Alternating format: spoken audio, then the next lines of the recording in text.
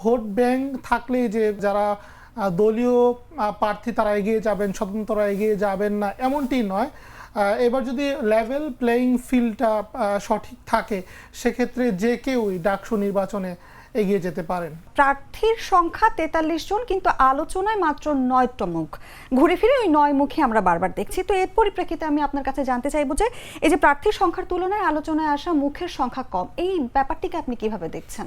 জি, এবারে ডাকসু নির্বাচনে স্বতন্ত্র থেকে যেমন প্রার্থী দাঁড়িয়েছে, তার বিপরীতে যারা রাজনৈতিক যে দলগুলো রয়েছে, সেই রাজনৈতিক দলের বিভিন্ন পর্যায়ের প্রার্থীরা এবারে ডাকসু নির্বাচনে অংশগ্রহণ করেছে।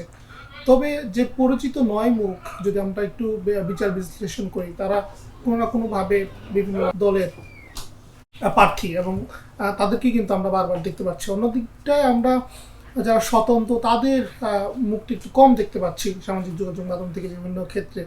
তার কারণ হিসেবে যদি বলি, যারা রাজনৈতিক দল থেকে প্যানেলে এসেছেন তারা কিন্তু অনেক আগে থেকে আমরা তাদেরকে বিভিন্ন মাধ্যমে দেখেছি, গণঅভ্যুত্থানে তাদেরকে দেখেছি, স্বতন্ত্রদেরও দেখা গিয়েছে। কিন্তু যখন রাজনৈতিক দলগুলো থেকে যারা প্রার্থী হিসেবে এসেছেন, তখন আমরা প্রথমে দেখেছি যে প্রথমে প্যানেল ঘোষণা, সে সময় তারা একটি ভালো একটি সংবাদ কভারেজ পেয়েছেন। বিভিন্ন সময় বিভিন্ন ক্ষেত্রে কিন্তু আমরা তাদেরকে দেখতে পেরেছি। এটি কারণ হতে পারে বলে মনে করছি। আচ্ছা, বড় ছাত্র সংগঠনগুলোর সুনির্দিষ্ট ভোট ব্যাংক থাকার কারণে কি স্বতন্ত্র বা যারা পরিচিত প্রার্থী তাদের পিছিয়ে পড়ার কোনো সম্ভাবনা আছে? বা আমি যদি আরেকটু যোগ করি যে যদি লেভেল প্লেইং ফিল্ড হয়, তাহলে আলোচিত যারা তাদের জয়ের সম্ভাবনা কতটুকু? আপনার কি মনে হয় এই ব্যাপারটা? যারা যে রাজনৈতিক দলগুলো রয়েছে তাদের ভোট ব্যাংকের ফলে তারা হয়তোবা একটু এগিয়ে যেতে পারে, তবে যারা স্বতন্ত্র তারা যে আগাবে না সেটি কিন্তু আসলে কোনো ধরনের নিশ্চয়তা নেই।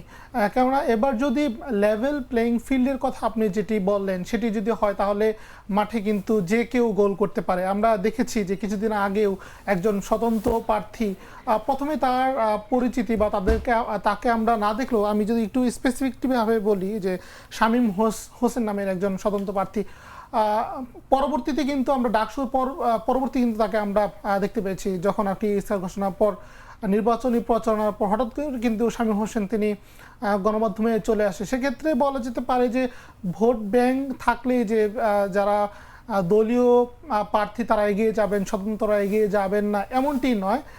এবার যদি লেভেল প্লেয়িং ফিল্ডটা সঠিক থাকে, সেক্ষেত্রে যে কেউই ডাকসু নির্বাচনে এগিয়ে যেতে পারেন। সিফাত, আমরা যেমনটি দেখতে পাচ্ছি ডাকসু নির্বাচন ঘিরে যে নারী ভোটারের সংখ্যা বেশি তুলনামূলক, তাহলে ডাকসু নির্বাচনে নারী ভোটার সংখ্যা বেশি হওয়ার কারণে কি নারী প্রার্থীদের জয়ের সম্ভাবনাটা বাড়াচ্ছে? কি মনে হয় আপনার? জি, আপনি যেটি বলেন যে এবার ডাকসু নির্বাচনে নারী ভোটারদের সংখ্যাটি বেশি, তবে নারী থেকে শুরু করে পুরুষ সকল যা শিক্ষার্থীরা রয়েছেন তারা কিন্তু তাদের প্রার্থী বা আগামী যারা ডাকসুতে নেতৃত্বে আসবেন তাদের কাছে কিন্তু একটি প্রত্যাশা রাখছেন যে তারা শিক্ষার্থী বান্ধব হবে এবং তারা শিক্ষার্থীদের যে গুণাবলী, নেতৃত্বের যে গুণাবলী, সেটিকেই তারা প্রাধান্য দিবে। অন্যদিকটা আপনি যেটি বলেন যে নারীদের অংশগ্রহণটা বেশি, হয়তো এটি নারী প্রার্থীদের জন্য একটি প্লাস পয়েন্ট হতে পারে, তবে বিভিন্ন পর্যায়ে যারা শিক্ষার্থীরা রয়েছেন তাদের সাথে আমরা কথা বলেছি, তারা যারা যোগ্য প্রার্থী পরবর্তীতে ঢাকা বিশ্ববিদ্যালয়ের শিক্ষার্থীদের জন্য যারা কাজ করবেন, শিক্ষার্থী বান্ধব হিসেবে যারা থাকবেন, তাদেরকেই তারা পছন্দ করবে বলে আমি মনে করছি। আমরা যেমনটা জানি যে আর 2 দিন পরেই ডাকসু নির্বাচন। আপনিও আজ ঢাকা বিশ্ববিদ্যালয়ে গিয়েছিলেন সকালে সেই ক্যাম্পাসে। আপনার সেখানকার পরিস্থিতি আপনি কি দেখলেন? সর্বশেষ পরিস্থিতি সম্পর্কে আমাদেরকে জানাবেন। জি, আজকে ছুটির দিন হিসেবে শিক্ষার্থীদের পদচারণা কিছু কম দেখা গিয়েছে, যেহেতু কালকে শুক্রবার ছিল এবং বৃহস্পতিবার থেকে ছুটিটি তারা পেয়েছে।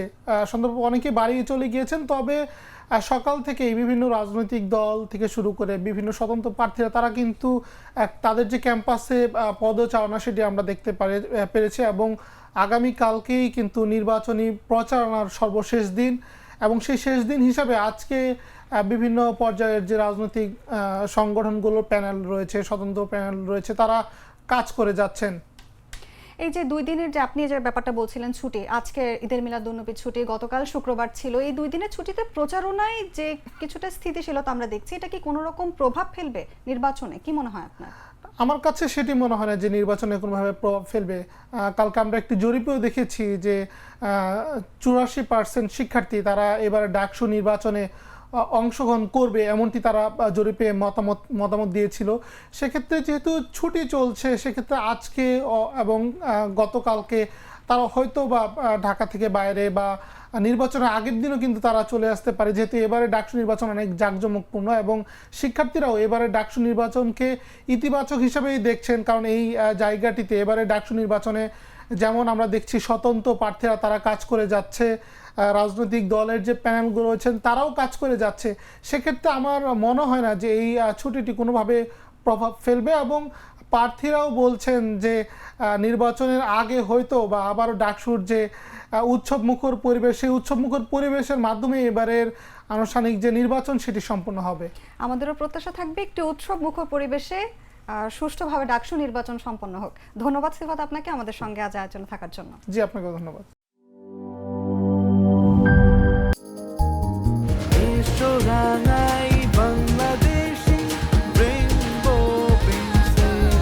রেইনবো পেইন্টস, ছড়াও জীবনের রং।